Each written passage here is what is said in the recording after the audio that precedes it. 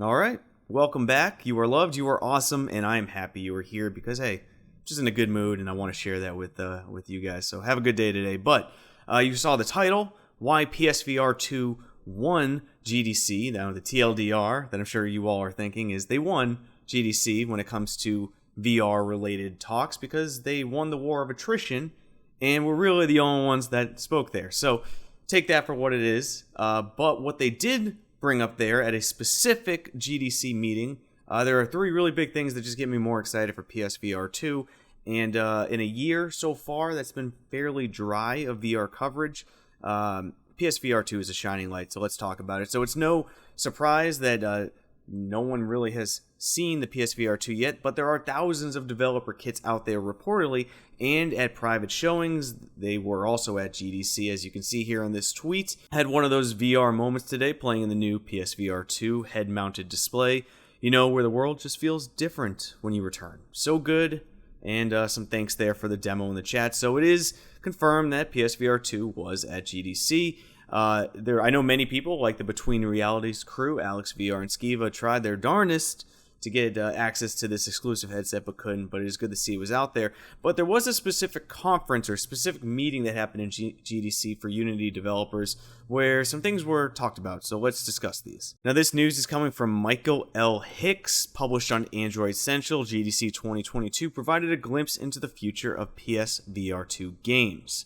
While obviously media wasn't privy to the background demos, they did get an interesting GDC panel called Building Next-Gen Games for PlayStation VR 2 with Unity, headed by Unity developers who, by all accounts, have dev kits of their own, so they read through the differences in coding VR games for the PS5 VR compared to other headsets like the Quest 2. Now we do know from past announcements that eye tracking will be supported on the PSVR 2 with foveated rendering, consolidating the highest graphics in your line of sight. But here's where the first new bit comes from. Unity provided the first hard statistics of how much this improves performance. GPU frame time improvements are up to 2.5 times faster with foveated rendering, and up to 3.6 times faster with both rendering and eye tracking. Now, according to the article word for word, I will admit, running the popular VR Alchemy Lab demo with demanding graphics like dynamic lighting and shadows, rendering and tracking dropped frame time from 33.2 milliseconds to 14.3 milliseconds, a 2.3 times improvement, and running a 4K spaceship demo, CPU thread performance and GPU frame time were 32% and 14% faster, respectively. Now, in practical terms, developers will be able to optimize their games to basically get the absolute most out of the PS5 raw processing power. So, does this mean VR games could theoretically utilize the full power of the utilize the full power of the PS5? Theoretically, yes. So I don't know what the upper limits of what this headset can produce, but if these stats mean anything, it's extremely more powerful than any VR console really we have at our home yet. Now, yes, I know there is PCVR, but for this to all be in a package that consumers already have, ostensibly the people who are going to be buying a PSVR 2 or want to get that, that's really, really powerful. But that's something that you might have actually seen already on social media, but there's two other things that really haven't been talked about as much that were shown at this panel. So according to the Unity devs here, eye tracking can also provide UI benefits beyond graphical enhancements. They can do things like magnify whatever a player is looking at, both visually and auditorily. Basically, it's tracking your gaze position and rotation, pupil diameter, and blink states. That means that a PSVR 2 could know if you wink or stare at an NPC, triggering some kind of personalized reaction if the devs program it, or eye tracking can offer aim assist, so a poorly aimed throw course corrects closer to where you were looking. And of course, eye tracking will also allow more realistic avatars for social VR games. So these are really, really big value adds. So I can think of games like Zenith, and there are other examples, but Zenith I think is the most recent example of that. So when you're walking past an NPC, you can wave. You can like literally wave in real time, and that will start the quest. Now it is janky. It's really a fucking mess, but like it doesn't work half the time. Like I could be doing this and it just doesn't work. But the option is there, and when it works, it is something that's really fun. It kind of reminds me of the small details in Half-Life Alyx with the Notorious Jeff level. Something as simple as holding a bottle in your hand and clinking it on a wall affects the in-game character. Yes, that's not eye tracking, but it's these small nuances that really make it a VR experience. I say a lot of times, like, playing a VR game is one thing, like being inside VR is one thing, but a game that specifically utilizes VR mechanics that you ostensibly couldn't do in any other medium, like any other gaming niche, like that's the value. And foveated rendering and eye tracking can do all these and more and don't get touched upon enough. It really seems like PSVR 2 is shaping up to utilize every iota of VR specific mechanics that they can, and that's powerful. But there was one more thing that also was mentioned that I never thought about until spelled out in this article. Now, this interesting point that in hindsight does actually make sense as expressed in the article, but PSVR 2 will support asymmetric couch co-op multiplayer with non-VR gamers in the room.